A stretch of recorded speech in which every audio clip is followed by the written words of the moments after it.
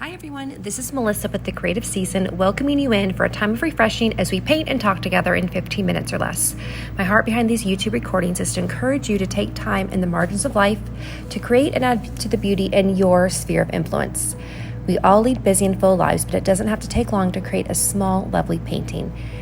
And we're continuing in our season of reading the Wednesday devotional Out of Streams in the Desert by Mrs. Lettie B. Cowman, published in 1925. If you're not familiar with the devotional, there is an entry for each day of the year, and since I publish a new video each Wednesday, we're reading through that day's entry.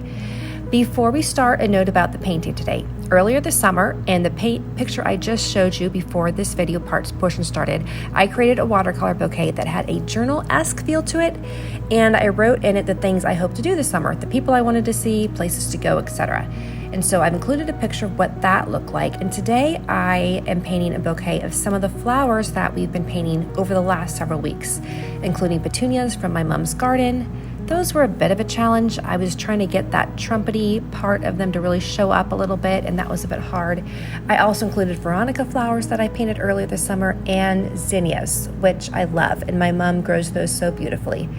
I'm going to add in after everything dries, like a journal entry about what actually happened this summer, the people and the memories I don't want to forget, and then I'll stick the painting, which is a 6x8 piece of watercolor paper, into my journal. This is a really fun way to revisit the flowers of the summer and the memories, and it'll be fun to reflect on it later in life. I may do one more Streams in the Desert painting session and then move on to something fall as we get more into September, and I certainly hope these have encouraged you in the seasons of life that you are in. Just a reminder, I am reading out of the 1925 original version of Streams in the Desert that is in the public domain. There is an updated version of Streams in the Desert with modern language. I share that specifically because there are a few more these and thous in today's reading, and I hope that doesn't deter from the beauty and encouragement of today's devotional. So let's go ahead and I'll read through, and I'm going to go read it through. Okay, so for September 6th, the verse is simply, Thou remainest, and that is from Hebrews 1:11. There are always lone hearth fires, so many, and those who sit beside them with the empty chair cannot restrain the tears that will come. One sits alone so much. There is someone unseen just here within reach, but somehow we don't realize his presence. Realizing is blessed, but rare. It belongs to the mood, to the feelings. It is dependent on weather conditions and bodily conditions. The rain, the heavy fog outside, the poor sleep, the twinging pain, these make one's mood so much that they seem to blur out the realizing. But there is something a little higher up than realizing. It is yet more blessed. It is independent of these rare outer conditions.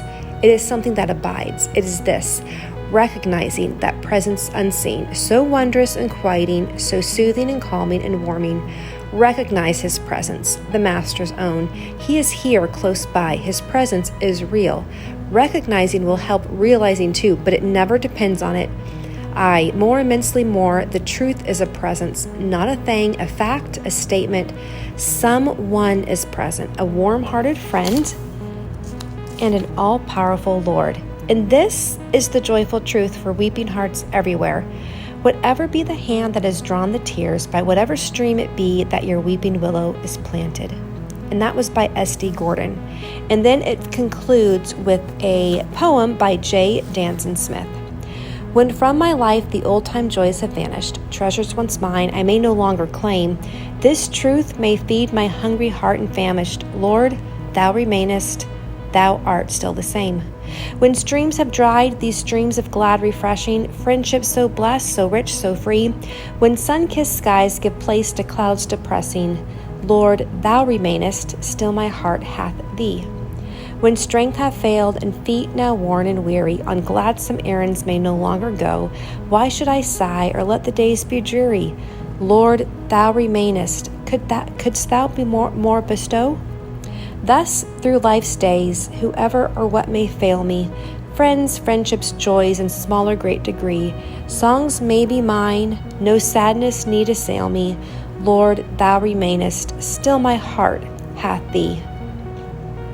It does seem like some of our mothers, fathers, sisters, brothers of previous generations had just a stalwartness in their soul, a steadiness that is that I very much admire. Hope this encourages you. Enjoy your painting this week. Again, I have sketched out before, and as you can see, it only takes me I probably spend about 5 to 7 minutes sketching, and then about another 10 minutes painting. I'll let it dry and then come back and do some writing. So very doable in a weekend. I hope you have an absolutely beautiful week. I know it still feels like summer for most of us, at least in the United States. So stay cool, stay hydrated, and I will see you next Wednesday. Take care.